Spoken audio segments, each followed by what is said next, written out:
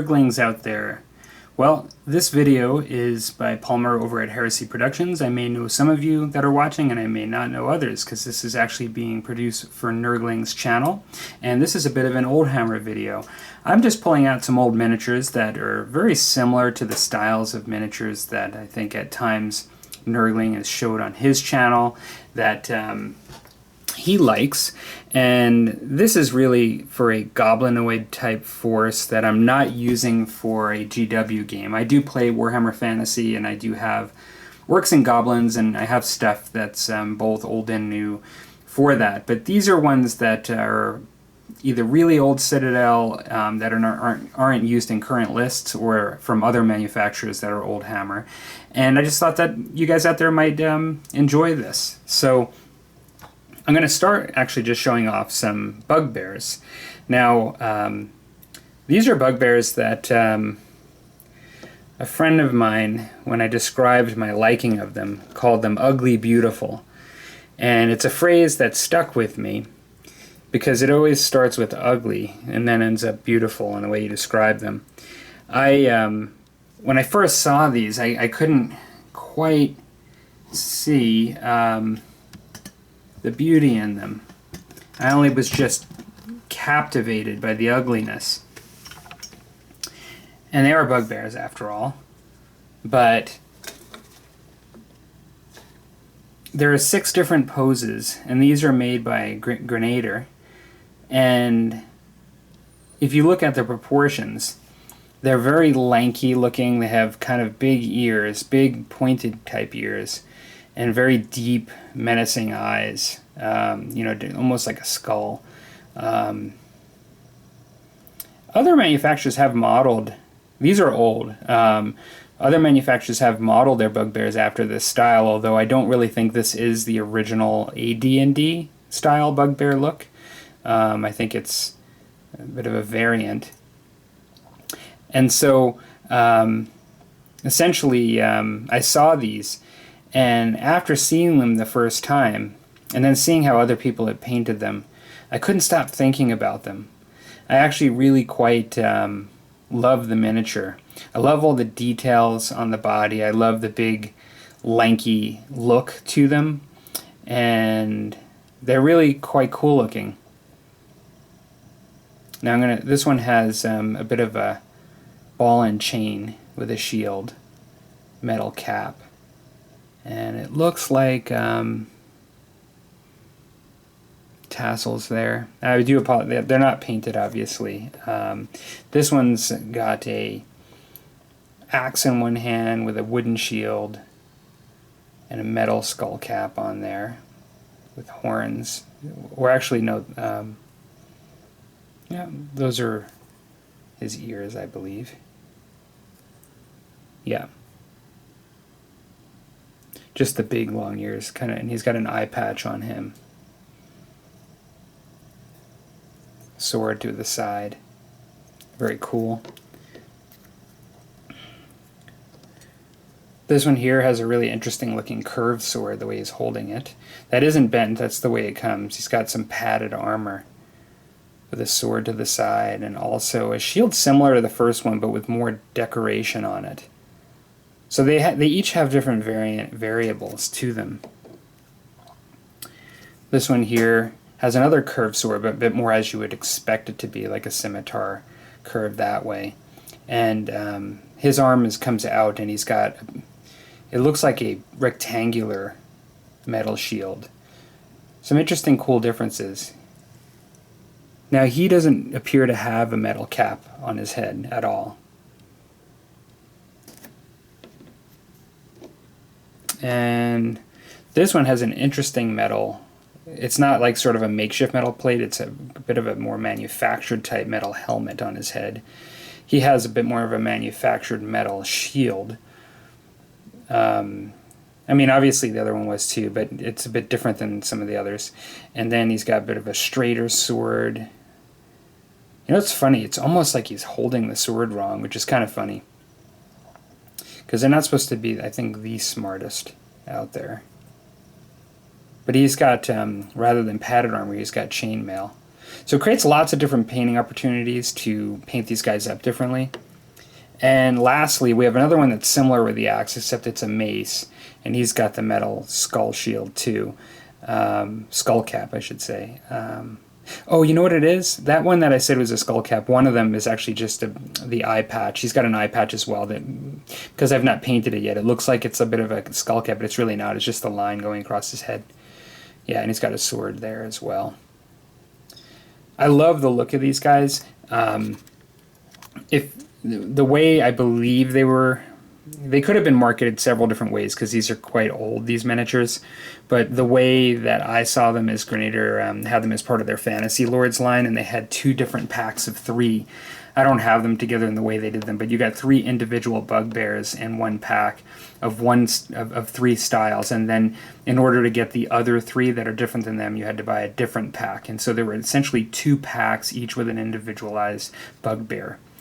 And so I'm going to use these guys as a bit in a generic sort of Goblinoid force as some heavy hitters, a bit of an elite squad. I did have Dragon Rampant in mind to, at a minimum, play, some with these guys with.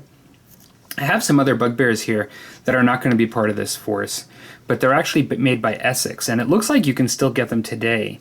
I thought they were old miniatures. I realize this is Old Hammer. They're definitely older style. They may just be very old ones by Essex, I believe. And in some cases, you can still get some old miniatures today if the companies are still around. And so these ones I had picked up on eBay individually, and they looked a little bit more like the classic D&D bugbear in their face. This guy's got a club with a spike through it, and it looks like some really nice looking like cloth. Maybe that's a leather armor. And then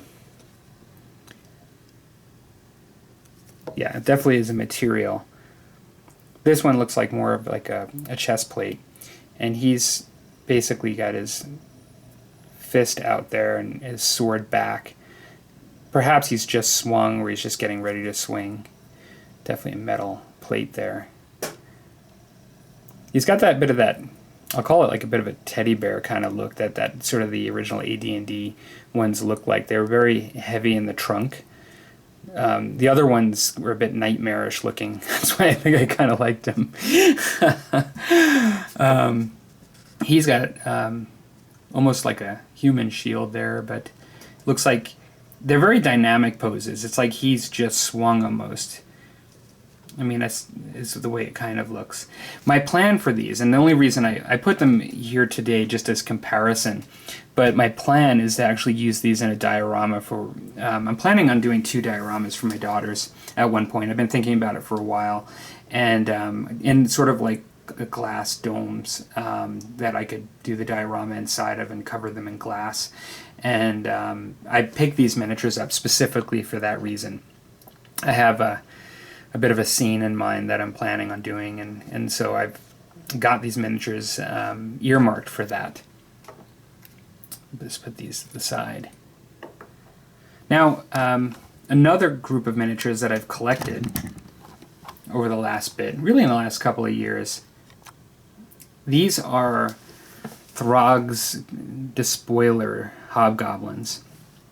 I actually have about 25 of these, and what really got me interested in these are early Citadel, so they're Citadel Hobgoblins. And so these are going to be sort of the bulk of the force as far as like the mainstay of units. I really like this miniature, and I've seen people do them, in groups, like, and I should say, because this is what was referred to as the Trooper. And, he's got eyes under that helmet there, but he's got a helmet that sort of covers his eyes for the most part. He's got a very cool looking face, with snaggle teeth coming out, and just an excellent mono pose ranked up Trooper. Now, I've put most of these, just slid them into bases just so I could stand them up to show today, but he's, the pose is really great to have them all line up together as hobgoblins. And when I saw these for the first time, all ranked up together. And in particular, I'll pull the command out for a second so you can see what I mean. These are turned different ways, so it's maybe not the best for me to show, but they just look really cool to me. I've always liked the look of them, and I think they'll paint up really cool. So I've got about 25 of those with 2 sets of command. One of the command that I have came, and I knew it when I bought it, with the standard broken, so in some ways I'm going to have to, I may actually consider blue stuffing the good standard and just making another standard so I have 2 sets of command. But they also have 2 of Throg and 2 musicians and 2 champions. Sorry. So I'll show these a little closer. So this is the champion miniature. It's got this big halberd on here. And then we have the musician.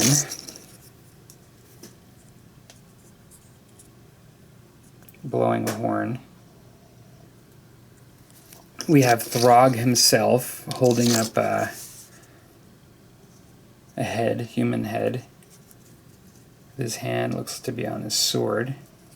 Very nice miniature. I thought that was cool too. I really like that one, Throg. And then I really quite like the standard bearer.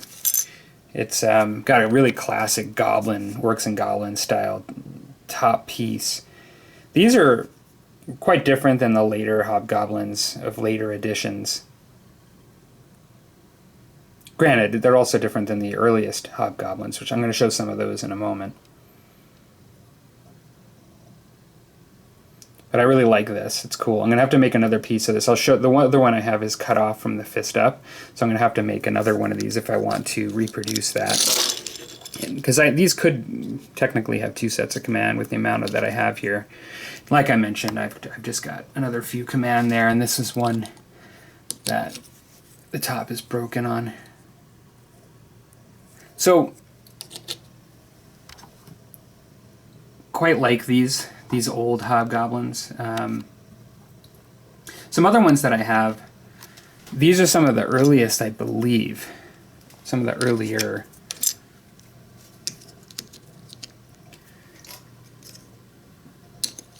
So I've got these. These are one of the C series ones, and so these would be nice personality figures to have.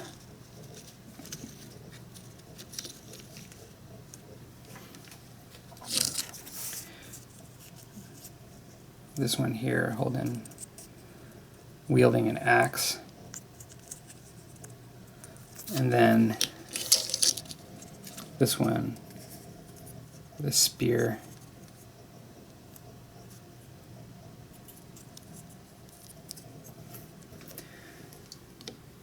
You know, I have some other early ones that I think were before Throg. I'm not sure. They're old. There's just a couple here from a different series. Now this one, it has. I like to think of him as a possibility of a bit of a leader or a champion because he's quite large. He's actually holding 2 swords, a sword in each hand. If you look at him next to a trooper, you know, he still kind of towers over him. And so I think even next to Throg, he's a bit bigger, bulkier. Although Throg's still a good size. He's taller and more standing up than a trooper. And so I thought he'd be a nice leader character to use. I also was thinking I could use these guys in Age of Magic Saga as well as other things. And so he could be a potential leader. And this is one that came in the same set. These are the N series, I believe, one of the N series in the catalog of Citadel miniatures. So these are Citadel, and he's sort of shouting. And, you know, he's a bit bulkier than the C series, but very cool. And then I have 2 that are not technically hobgoblins, but very hobgoblin-ish that I've picked up over time. I have this one here, which I thought would fit well in this goblinoid army that look like hobgoblins.